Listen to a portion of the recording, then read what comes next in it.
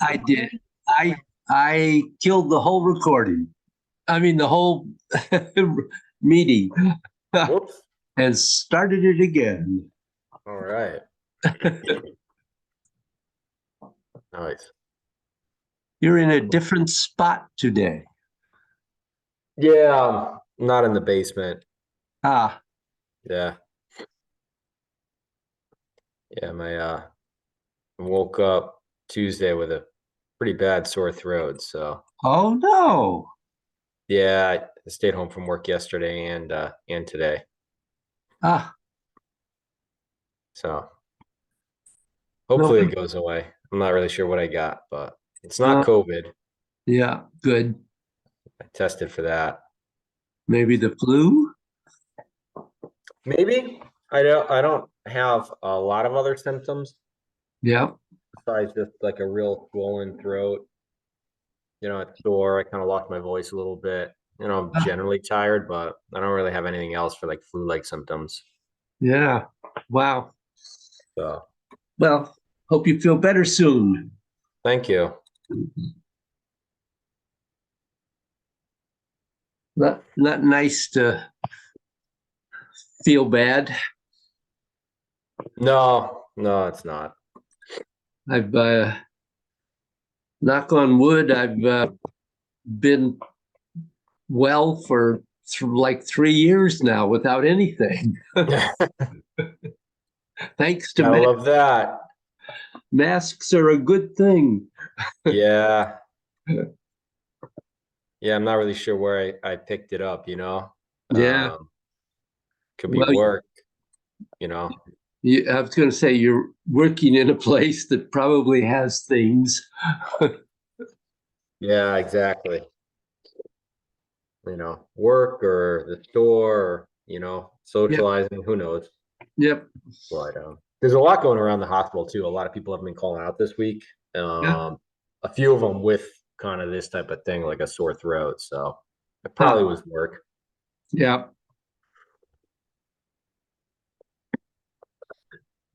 Ah, well. Oh well, It all good. is. Bill Bynum Ooh, will be late. okay, sounds good. Yeah. I'll try to do better about the recording today than I did yesterday.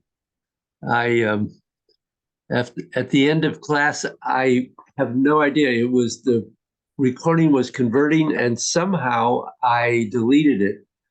I was Oh no. talking to somebody, and I think I just spaced out on what was going on.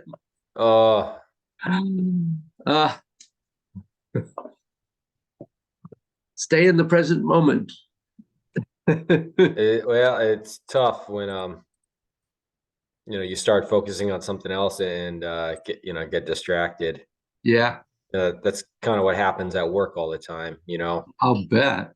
You leave a room thinking I got to do this, that, and the other thing, and then as soon as you step out, one or two people start talking to you about somebody else, and then that's it. In one Yeah. ear, out the other. So Yep. Well, I think that's kind of how probably your work is, one thing after another, constantly. yeah.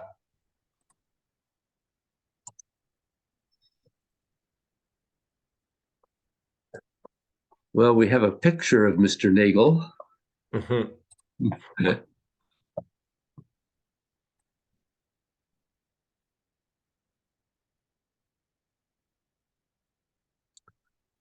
Um, did you mention to me once that you were interested in the six healing sounds? That doesn't ring a bell. I'm not sure what that is. Oh, maybe that wasn't you. Well, it's a qigong practice using sound as well as movement, um, focused specifically to the organs related to the five element energies. Mm. And it's very effective. It's a really good practice, and I haven't taught it for quite a while. I was thinking of doing a short class in it, just 6 sessions, and teach it in 4 and practice it in 2 more. Mm-hmm. And I just was mentioning it because I, for some reason, had a memory that you had mentioned that to me, but maybe it was someone else. Yeah, it doesn't ring a bell. Yeah, it must have been someone else. Morning, Joanne. Good morning, everyone. Hey, good morning. Good morning. Did you get the invitation to this?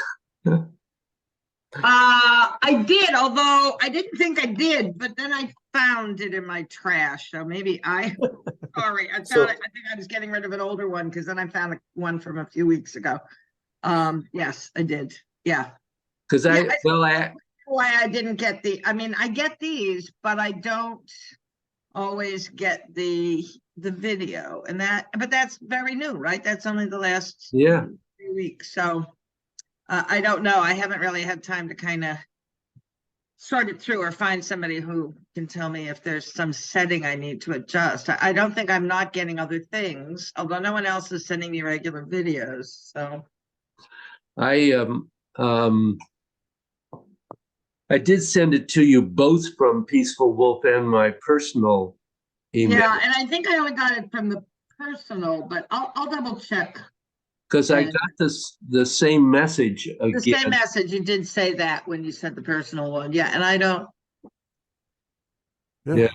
Finally. I'm like not a techie, I am just not a techie. That is not in my bailiwick. Well, I do the best I can, but you're doing great. Yeah, no, I'm sure there's some adjustment, or I'm assuming we're also having a little trouble with some Google Docs at the Community Land Trust and trying to figure out that new system of Google Works or whatever. So yeah, it's like you send things, you let people be editors, and then they say I can't edit. It's like anyway. Morning, Mr. Nagel.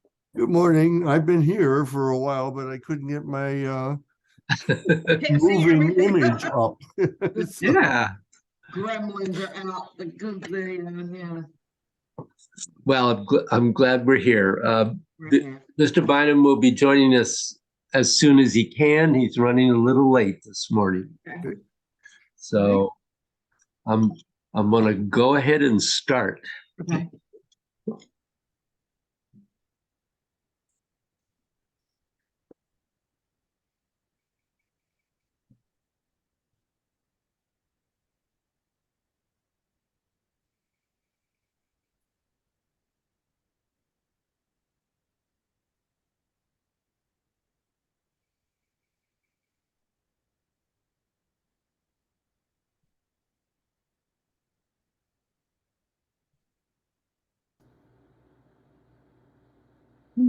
Thanks. So speaking of the gremlins, we didn't hear it this time.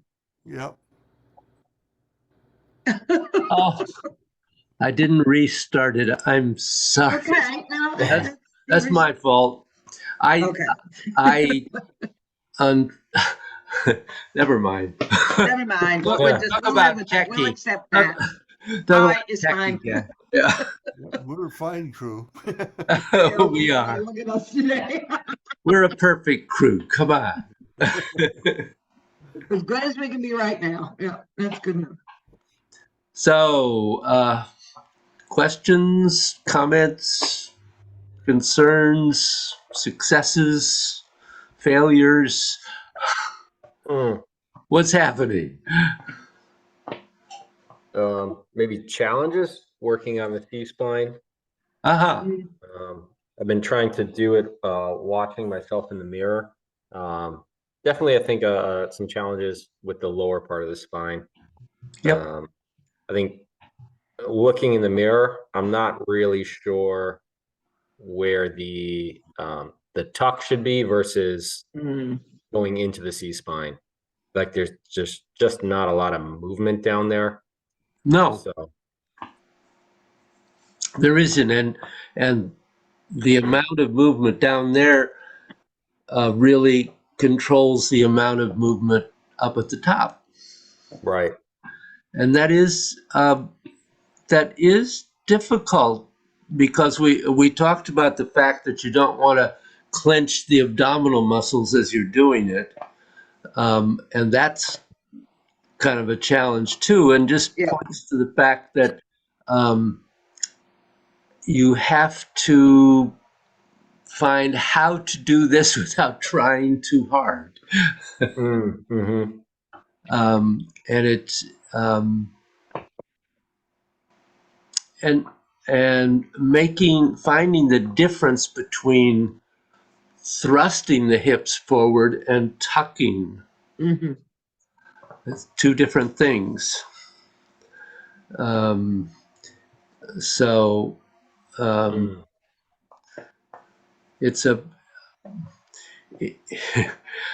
I mean, it's one of those things that I could help you more if you're here and I can Right. see you and put my hands on you. But Yeah. um, I didn't think you'd want my my sore throat today. oh, I don't want your sore throat today. I'm Not perfectly today. happy that you're there today, but another time. Yeah. But it's one of those things. We can try looking a little at this, looking at you sideways, Okay. because I can see to a certain extent on here. But are you? How about Joanne and Bill? Are you having difficulty with that? Um, I I think it's coming. At first, I think for the longest time I was thrusting, um, and then you mentioned at some point don't clench the abdominals, and I started to loosen up there, and it seemed to cure the thrusting. Uh-huh. Um, That would help. Yes. yes, since I wanted to maintain looseness up there, well, not looseness, but non-clenching. Um, it had the effect of just stopping the thrust. So Uh-huh. I hope I'm going in the right direction. Good. Morning, Bill. Good morning. Sorry I'm late. It's okay. We're Just getting your- we're talking about difficulties with the C curve. Oh, Mhm. yes. I mean, It- yeah, go ahead, Bill. And then I'll go. No, Joanne, go ahead. I think I have it. I think I've got it. And I mean, part of that might be just the difference in a female body, the difference in a body that has given birth to two, carried and given birth to two children. An Absolutely. area of my body that I had to do a lot of work on, especially since I had home birth. So I did super preparation. Yep. So you're right about yes, I do have to make sure I'm not clenching my abdominal muscles. But I think I kind of passed that. So I'm actually feeling, I hope that I'm doing it right. And actually this week felt that things were pretty well coordinated, that I was able to do that. I felt like my top and bottom were coordinated, my elbows, my knees, et cetera, et cetera. So I felt like I made some, Good. good progress this week there. Good. Bill? So, yeah, with this past week, I've had more issues with my back and things like that. So it's been it hadn't been a good week for practicing, No. which No. but generally, I with the C curve, I feel like I've got it fairly good mechanically. It's coming out of the C curve and feeling like the vertebrae in the back are straightening up.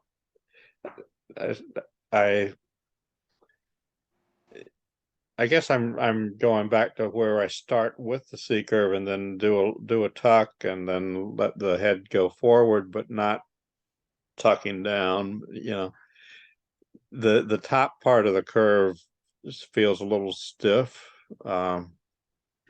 in my neck because I'm just sort of putting my head forward, and I'm trying to avoid that tuck that you talk about avoiding. But I feel like does there need to be a tiny tuck, a mini tuck or something to curve the top as much as you're curving the bottom when you and I think one of the more helpful things is to think about holding the middle of the spine, if that's the middle of the bow, Mm-hmm. curving from that point rather than thinking about just the top and the bottom tuck. Yep, I think that's probably a good thing. And also, really, with the top, you have to always be sure that you're also thinking up as well as a little forward. So the movement is not just drop down, but up and a little down. It's just arching that cervical spine a little, and it doesn't have to be a lot because, as Adam was saying, the lumbar just does not bend as much as the cervical. And in order to keep a balance there, and so the other way to think about it too is the fact that as you're doing that, that the two are extending in two different directions.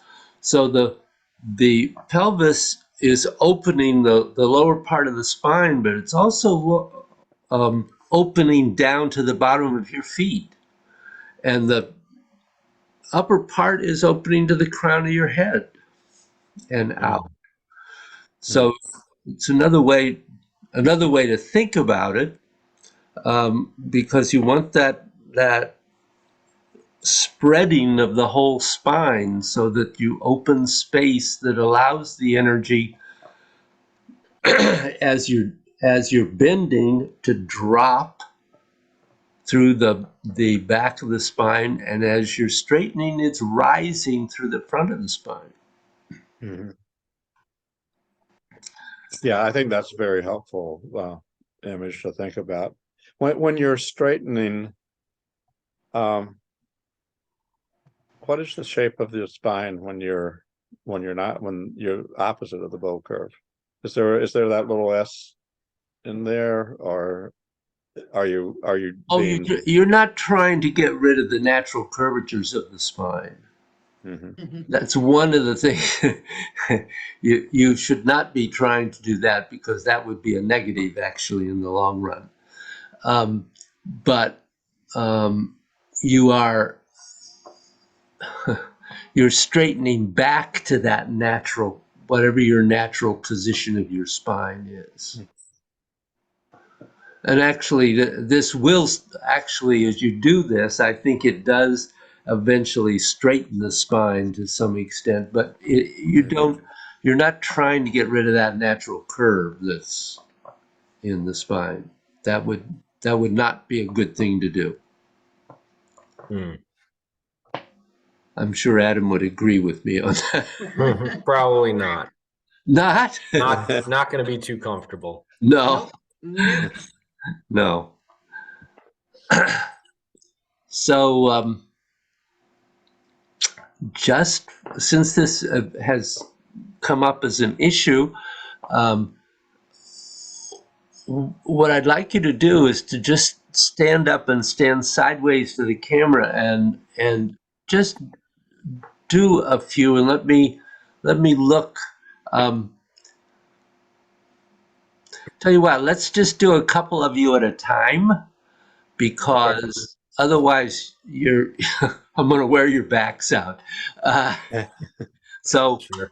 how about, You want us to just do the C curve and not do anything with our arms? What are you asking for? I beg your pardon? Instead of you just asking us to do the C curve and nothing with our arms, what are you asking for? Yeah, that's what I was asking. Okay. So, Adam and Bill Nagel, why don't you do it first, and just let me look at the two of you.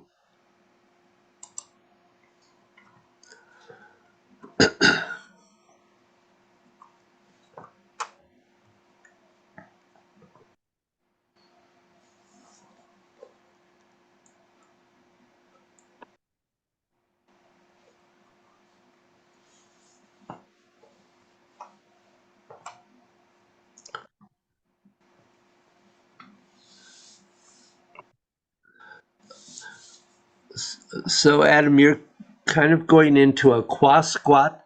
So instead of that, just think of going straight down, but letting the pelvis tuck and the head bend. Okay.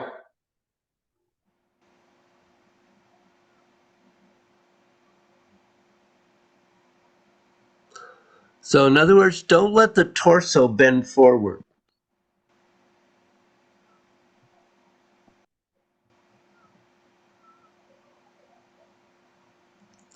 Uh-huh. That looks pretty good that time. Hmm. Could you feel that? Yeah, I feel how that's different.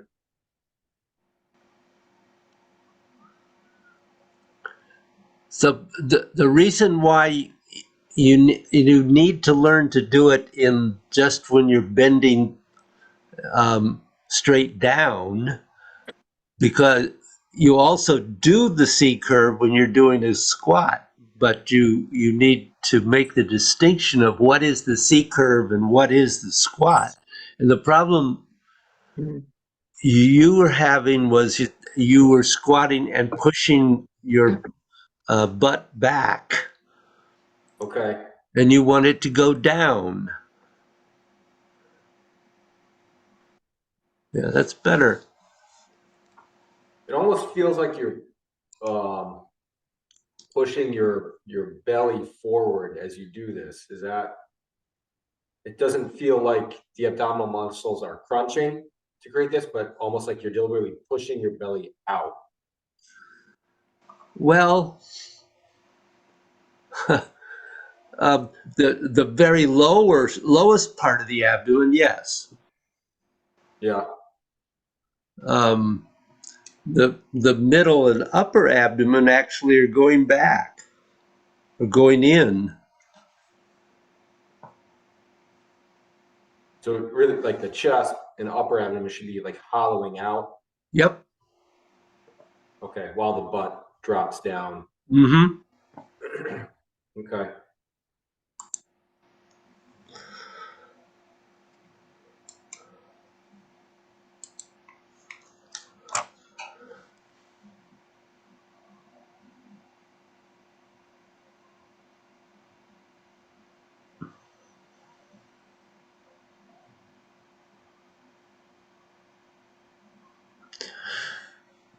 That looks pretty good, Bill. I feel like you're doing a little too much with the neck and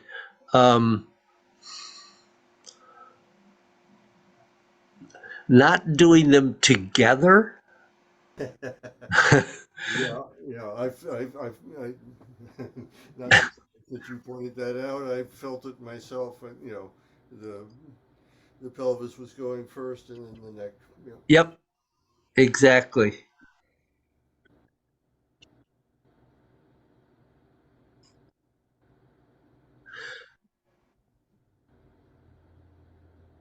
So I don't remember who said it, but I guess it was Bill Bynum. But the idea of thinking of the bend coming from the middle of your spine, because you are bending the whole spine here. I mean, we focus on tucking the pelvis and extending and bending the head, but we're really trying to bend the whole spine. So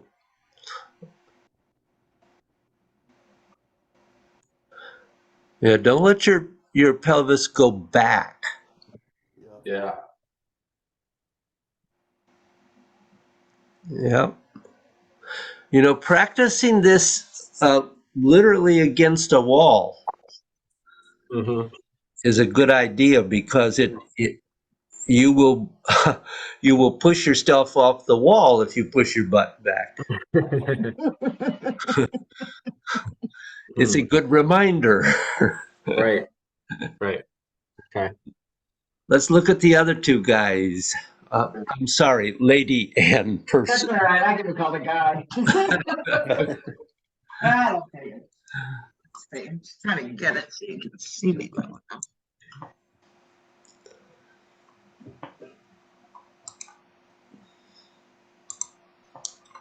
That work? Yep.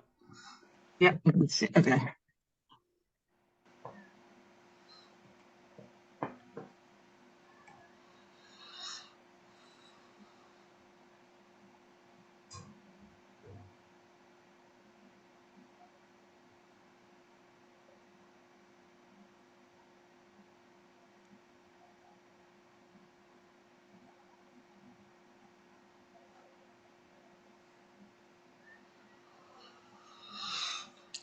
So you are going back a little bit, Joanne, although Am I?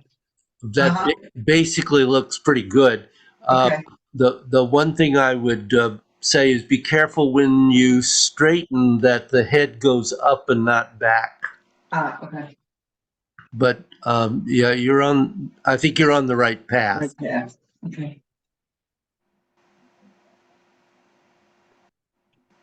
Yeah, that was better.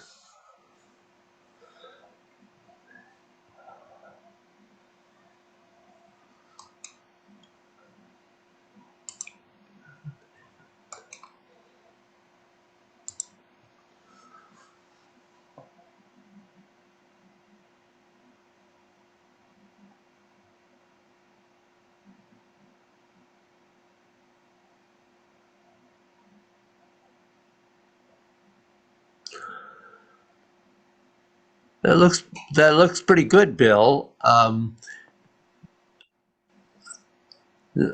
think also for you to I see the intention to go up, but there's a little bit of sense of going back with the head. So keep your intention on going up with it. You're wearing a top that kind of masks your hip, so I'm not seeing that very clearly.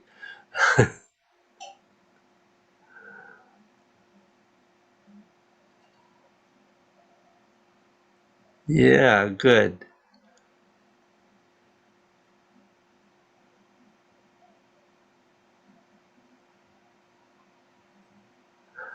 Yeah, that's good, Bill. You're not pushing the pelvis back, so that's really good.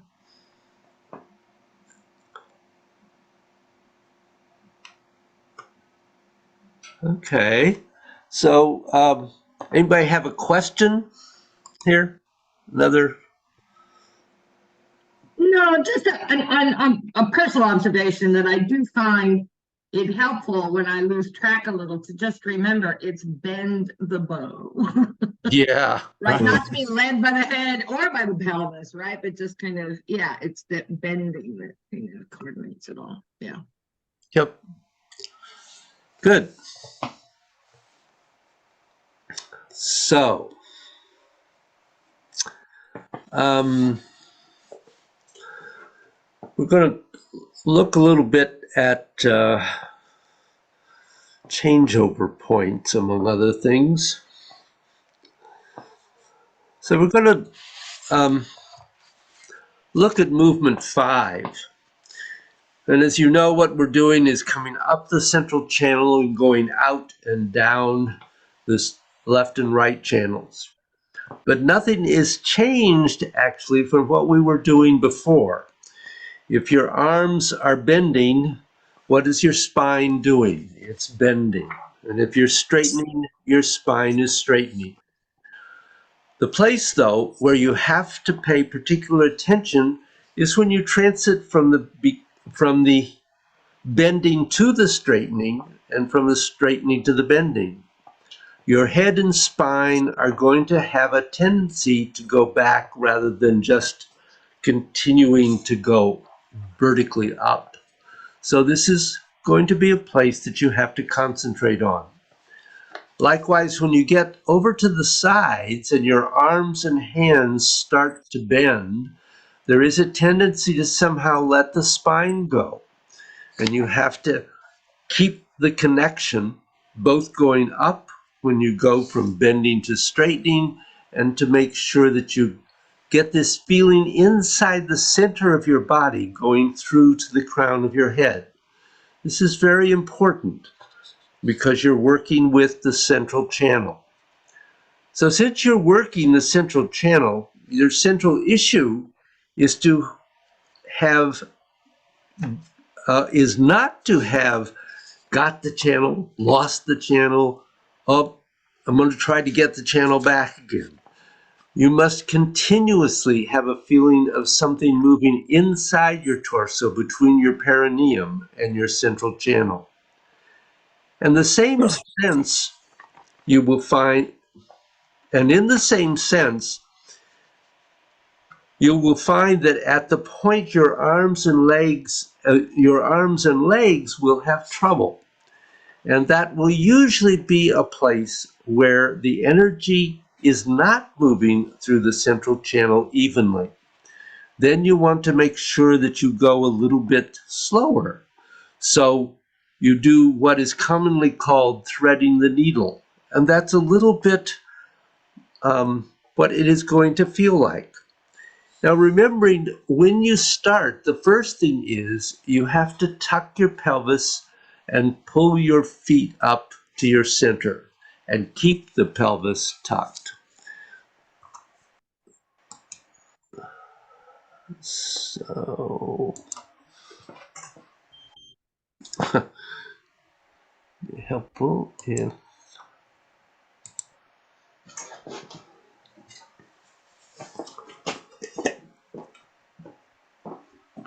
so.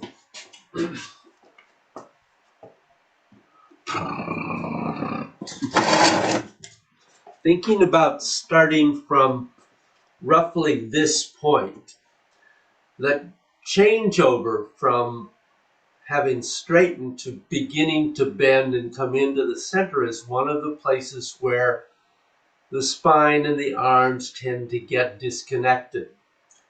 And one of the things that can help that is as you're beginning the bend, to think of the little finger edge of the hands leading that twisting in to the center.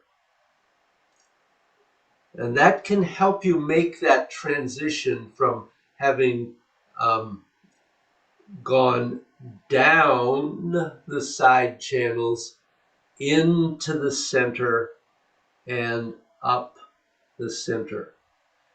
And you're looking, of course, for the feeling of the energy going up to the crown of your head. And one of the things to be aware of is that you don't need your hands to be at the crown of your head in order to get the energy up there. They can do that from a lower position. Also, you need to really be aware of when do you run out of bending.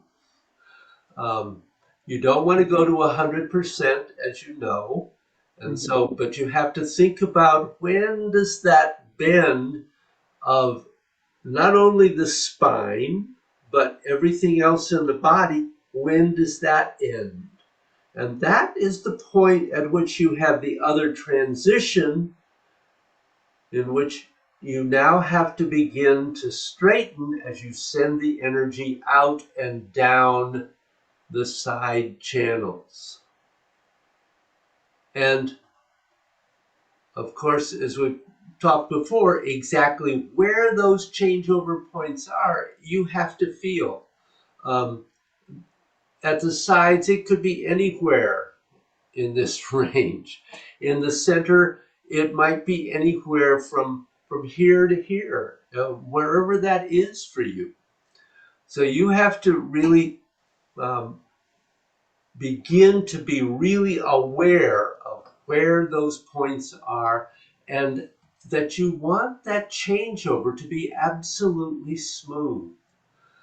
There must be no break, no pause. David? Yeah. I was trying to get you before you sat down. The next time you get up, could you do that from the side, please? No. Oh, okay. Yeah, well, Whoa, we'll right, stretch I it. tried. Of course I can. If I can't, we're in trouble. True, true.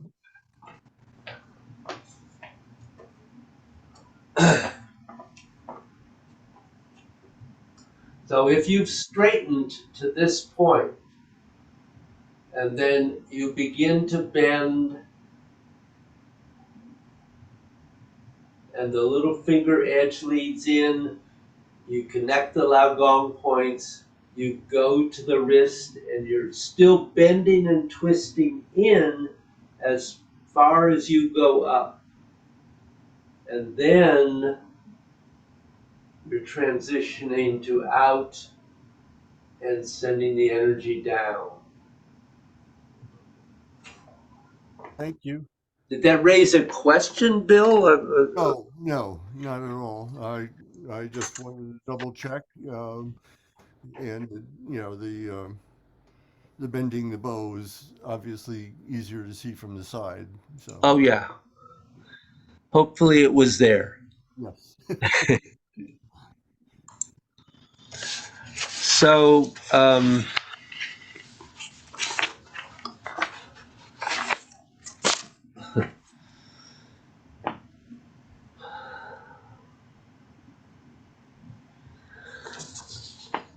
so that's what you're looking for. It's a funny transition, that one at the bottom. But after you do it for a while, it becomes very, very obvious when you want to do it. In the beginning, you're always trying to find the right spot. And you do and you don't, but after a while it becomes fairly normal because you understand what the transition is from going up to moving out to the sides. When you find the transit point, you want to make it as smooth as possible.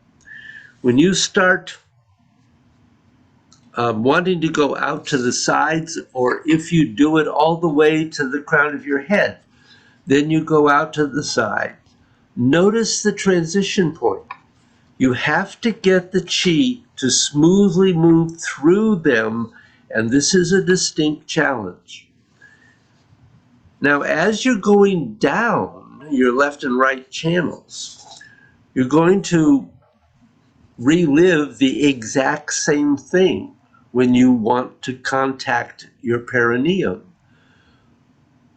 When you want to actually get to the bottom of where your central channel is located, you have to realize that's also a place where there is going to be a tendency to somehow disconnect.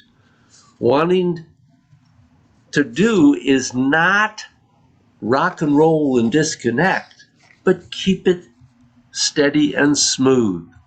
So as your hands are rising up your body, it's steady. Like, say your chi has reached the crown of your head. Now, when you have to make the transition, be very smooth as it starts going from the crown of your head and starts moving to the left and right channels of your body. Likewise, when you get all the way out to the side channels, there's a tendency to have a snapback and kind of lose it and then want to contact again. Nope, it has to be that it's very, very steady going down the left and right, going up the center of your legs, and then coming up the central channel. And then when you transit to the left and right, transit evenly and smoothly. So I'd like you guys to stand up and do movement 5. And so stand.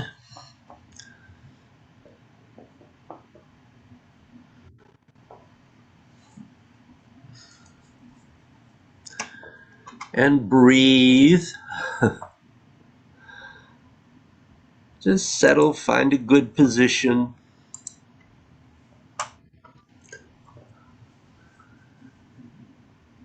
And I want you to start from the same place I did before. So out to the side at the end, roughly where you feel you probably usually end as you're coming down the left and right channels.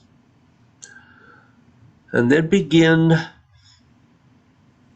and let your hands curve. And when you're coming in, You're pulling the chi from your legs to your perineum, and then you're pulling it up the central channel.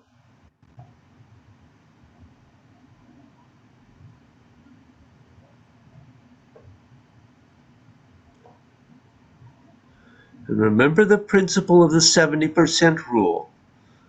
When you start to feel that you're about to hit 70%, that's when you want to transit into the next movement. You don't want to let it go to 100%.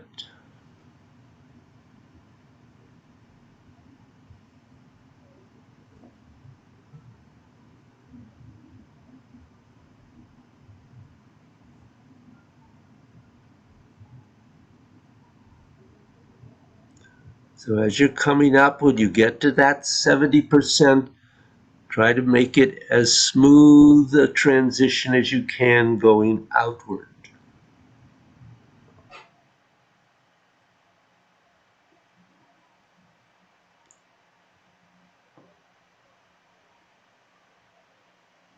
As you get to the end going down, you're pulling up from your legs to your perineum.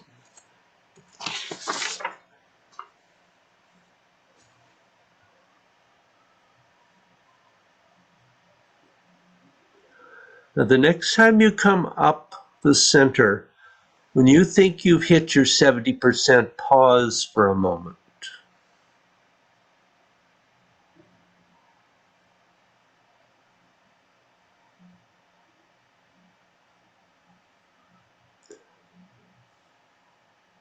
So at this point, you brought your chi up your central channel as much as you're going to be able to. So try to recognize at this moment how you have to move so that you stay connected to that energy and you don't get a start and stop. You're not going to slam on your brakes. You don't want your brakes to ever engage. So now continue and make that transition. And this is a challenge. This is sometimes a hard point to find.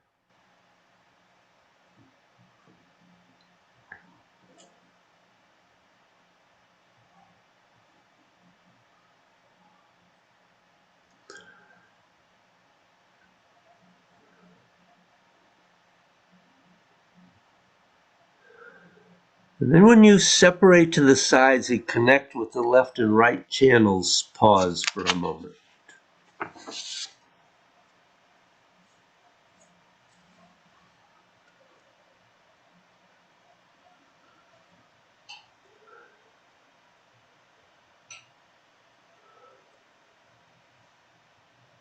So the next thing you're going to do is to go down.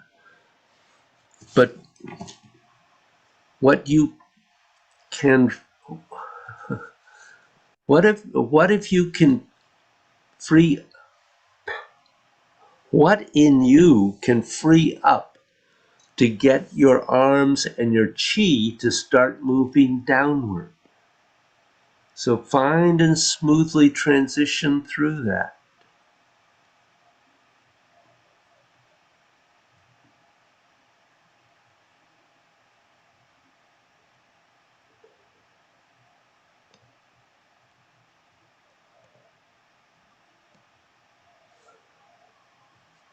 Sometimes when you hit a transition point, your mind will gap out for a second. And that is where the stops are going to come from. It's not going to be that you are deliberately trying to stop. It is that you're unconsciously doing it.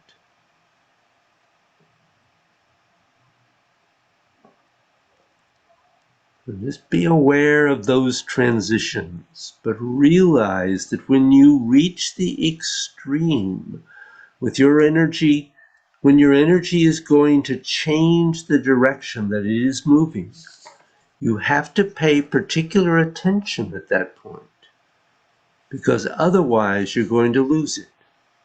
And you really have to notice what's going on.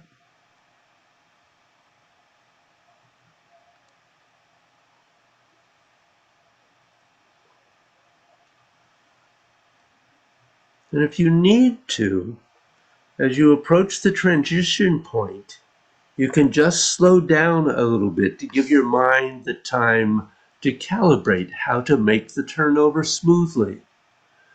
If you're moving too fast, your mind can't calibrate, can't have the time to figure out what's going on. But we're only talking about a quarter of a second. It's not like it's a long time, but it is some time that allows your mind to be able to recognize how your chi is moving.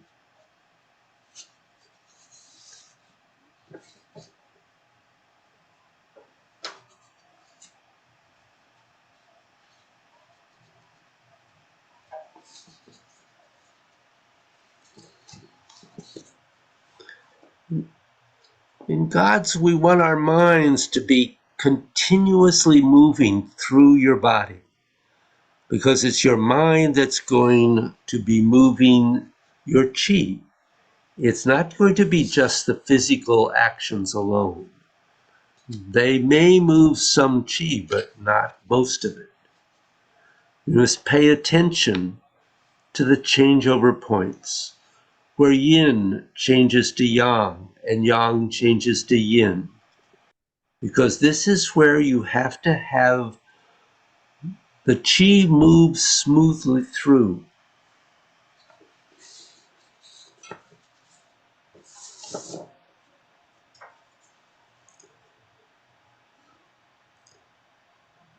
So next time you come to the bottom, pause and relax.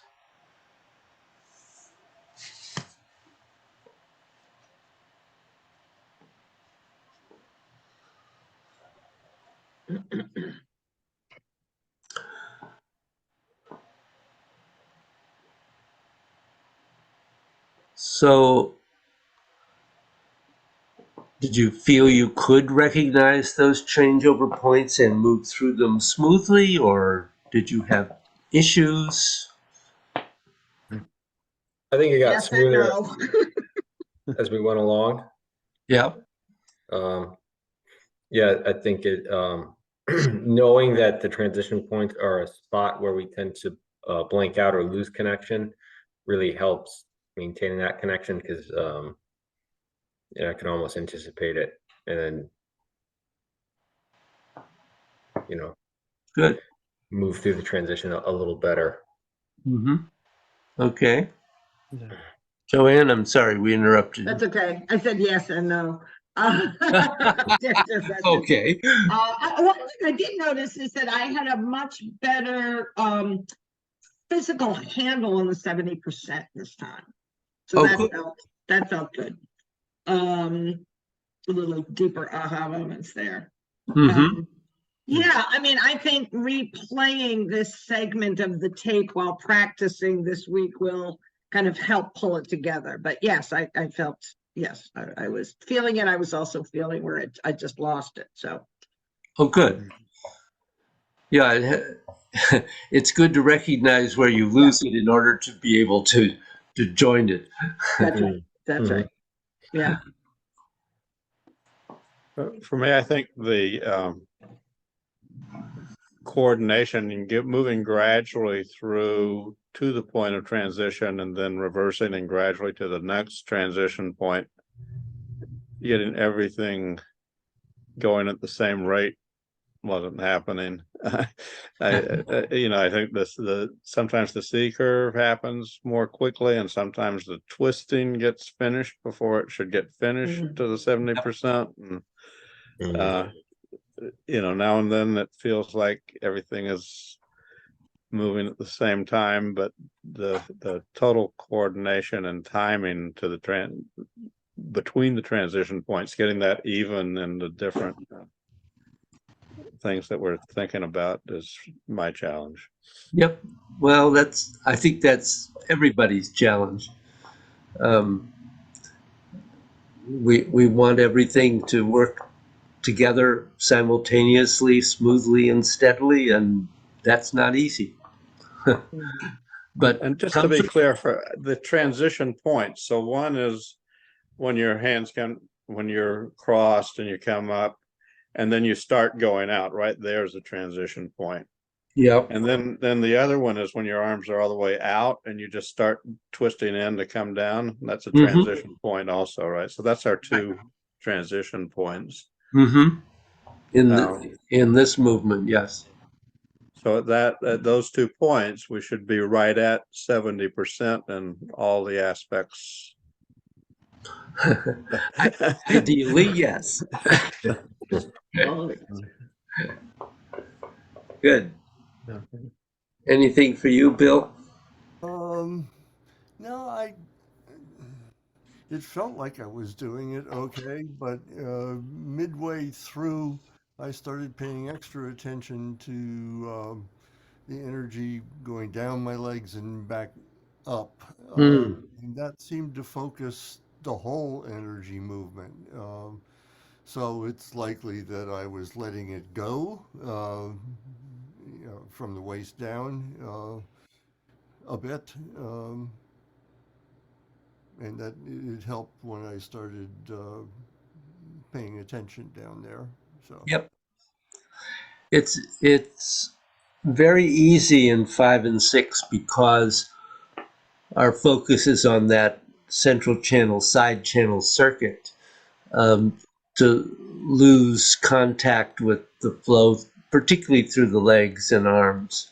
And so, yeah, that's also a part of it. That's um, I remind you that there are something between 4 and 5,000 energy circuits in the body, and so there's a lot going on that we never know about. We're not ever going to probably know about. Um, but these are just two that we're concentrating on the moment. So it's not too bad. It's only two.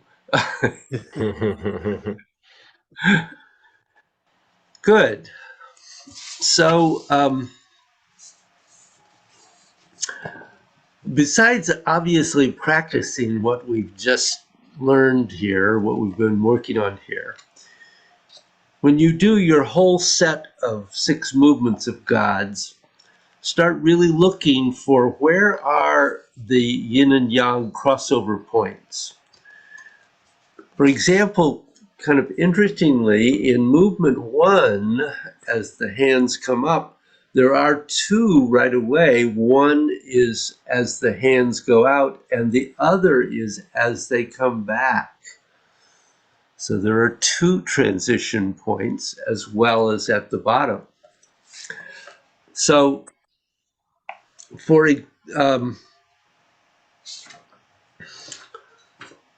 in any movement, start really noticing the changeovers, because what you're trying to do is to get the chi to move through smoothly without involuntarily stopping.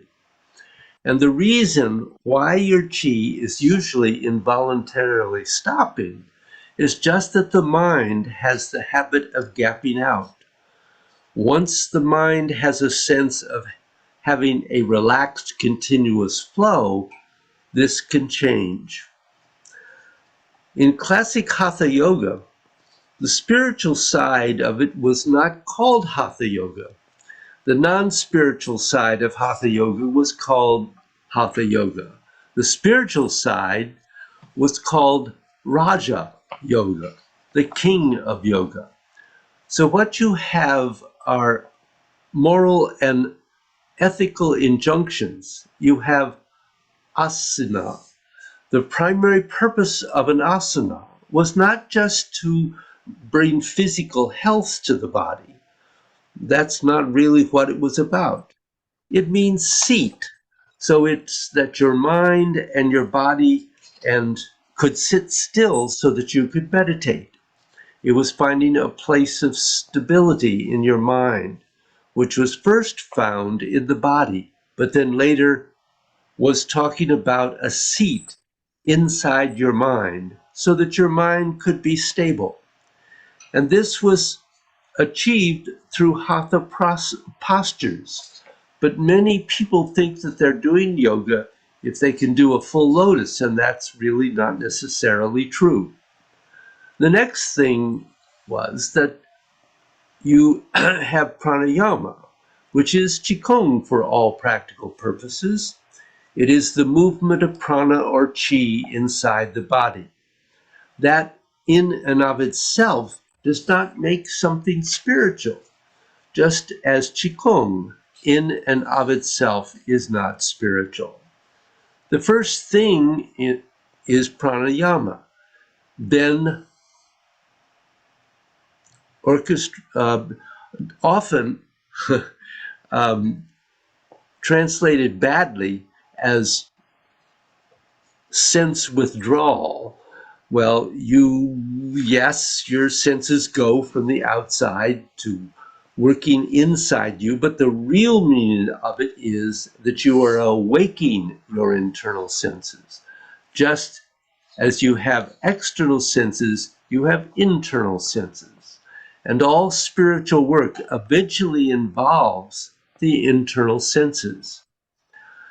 Then you go to what's called dharana. Dharana is intermittent concentration. You have it, you don't have it, you have it, you don't have it. And once you have intermittent concentration, you begin to be aware of what your internal senses have found out inside you. So that the next thing is that you move forward and end up in dhyan. And in dhyan, there is no gap. It is continuously moving through. And that's what we're looking at today in God's plane in the clouds. Then you start going into what you define as spiritual experiences, superconscious experiences. And you have these things in Shengong. The next stage of Qigong, called Shengong, is spiritual Qigong, and it is spiritual. So all I'm trying to say is that what we did today about getting the mind to truly go through your body and your qi and not have gaps between them is actually a rather important practice when you start talking about spirituality. In terms of getting the strongest effects for your body and your health, it's also a very important practice. So this week, as you practice, work on those crossover points. See if you can find those transitions. So, Nice. other questions or thoughts here? All right. Oh, great class. Yeah. Thank Great. you. Thank you, David. Thank you, Have David. fun.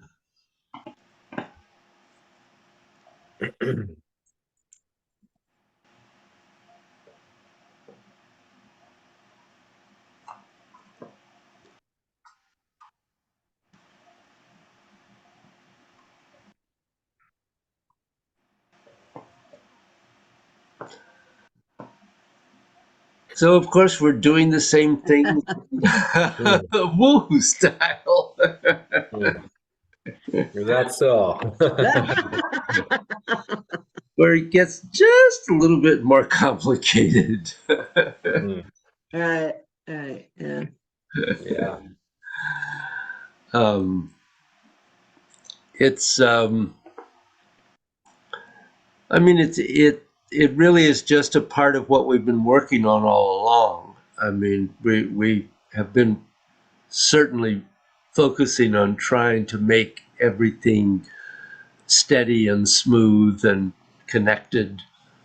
And we've talked, I mean, when we talk about opening and closing, we're talking about yang and yin, certainly. And so all of this connects. But I think, that's that's a really important awareness in our Tai Chi practice, is I mean, we know where the changeover points are, but being able to make them smooth and steady and not, oh, I got here and now I'll go here, Mm, is what we often fall into. mm, Right, that challenge of, yeah, we didn't talk about that just now, but I think it just came to mind, that challenge that you're really beginning the next one as you're ending. The last one, right? That there Yeah. is a kind of interesting, challenging at times, depending on what you're going in and out of. Yeah, and you know, of course, the problem in our Tai Chi, no matter what form you're working on, is that some of them you have a long time to get to, and the next one you have no time. That's, yes, right, You right. go through two transitions, boom, boom. Boom, boom, boom, and then you have a much longer, yeah. Yeah. So it's Yeah, to move to get to the next, yeah. yeah. So actually, really beginning to be comfortable and confident about the changeovers in gods can make it, I think, easier to do the changeovers in the form. mm. Interesting. And it is definitely much more of a challenge in the form to do that. Yes. So you want to do a little bit and think about that? Sure.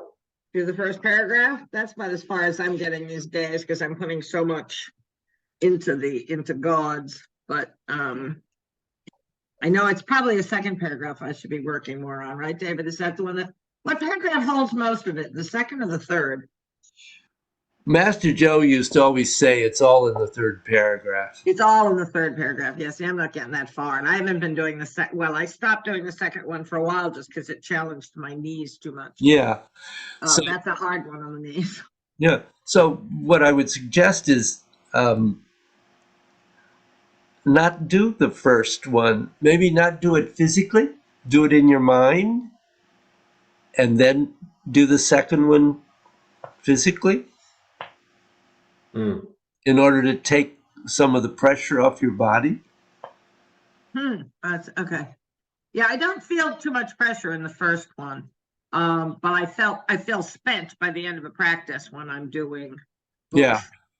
I think that's I mean, as you notice, I had to sit down just a couple of, a minute or two before everybody else, because the right knee started Yeah. feeling it. So I Well, think you have to you have to pay attention to that. That's Yes, I do. absolutely right.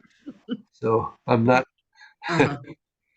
you're not a bad person because you did. No, I'm not. I feel inadequate. I feel like I should be.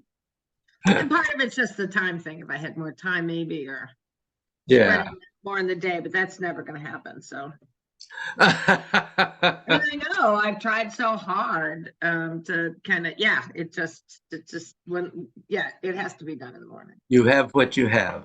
I have what you have, and then you get so busy later, it's harder to. I find it sometimes. I don't know, Adam, do you practice in the morning? I find later in the day there's so much going on in my head that it's hard to just quiet it down.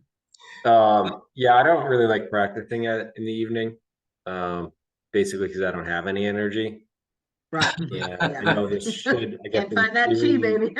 gather some energy in, and it does, but I find mentally I'm just so exhausted, and this, requires kind of like a hyper focus that Yes. Yeah. Yeah. I can practice in the afternoon. I prefer the morning, absolutely. Well, But it's interesting because the classes, we had so many classes in the evening for so many years. yeah. Mm, And I don't care for practicing in the evening either, particularly now. I mean, I have to admit now I don't have the energy to do it in the evening. Yeah. But I- don't just say now, look at Adam's the younger one of us here. He doesn't either. But if you're busy people, that's gonna happen too, right? Busy, and David, you're doing so much Tai Chi all day too, so Yep. with your classes. So. Mm. Although most of it is not the same thing as practicing. Well, that's true. Yes, right. Mm. Talk about stopping and starting. Yeah. Not a flow, really, not a flow. Well, let's flow through the first paragraph just to Okay. do this and um,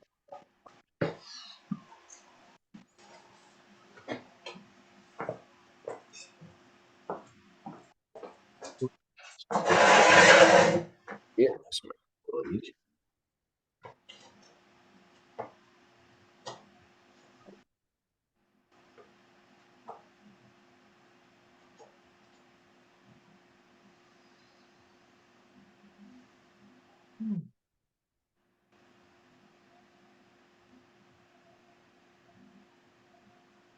see if you can let yourself do a little opening and closing to make the transition into really being focused on your mind moving through your body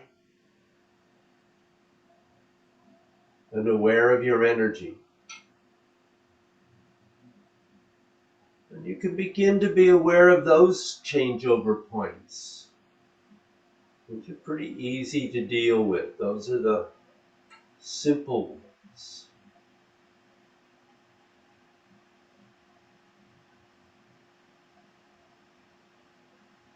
And begin.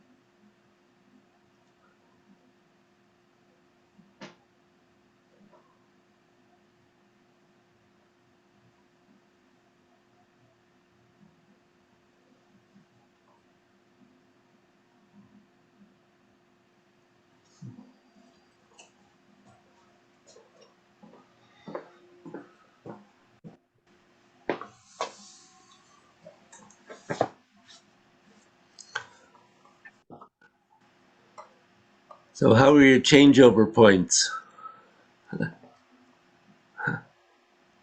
I felt that they were better after that practice. I think doing what we did earlier with gods helped really anticipate the changeover points coming, Uh-huh. and Mhm, mhm. it felt easier to transition to the next next posture, instead of kind of gapping out and then already being halfway through the movement and then trying to reconnect with the energy, and Uh-huh. that made it much smoother. Good. Excellent. Yeah, I found the same, I found the same thing and trying, It's just an awareness that you felt like, oh, I'll have to try at this, and it just kind of came. Well, That's where we're trying to go, I realize. Yeah, right. hey, you guys been doing this long enough now that yes, that happens. Things do begin to just go together. You're there, you're not, yeah. Good. Well, Yeah, I find the challenge is, I noticed this time, and maybe because it's after that other, just going through that other practice, is just when I go slow, it's a little bit more pressure on the knee, because you're just kind of yeah. sometimes more on one leg. It's really the one leg pressure more than the two leg. Well, you don't have to go at my pace. Yeah. When we're flowing, if you need to go more quickly, go more quickly. Mm. Yeah, when I practice, I try not to go too quickly. I used to have a tendency of going much too quickly. Yeah. There's that find that happy medium. That's the Good. great. Well, have a good week. Yeah, thank you. Two guys. Adam, I hope you feel better. Thank you. Yeah, I think it's a short thing. Today's a little better than yesterday, so I Good. think it'll be gone. Well, take it easy today. I will. Thank you. Yeah. Appreciate it. Okay. All right, have a good Good seeing week, you guys. everybody. Bye. Okay, Bye. bye-bye.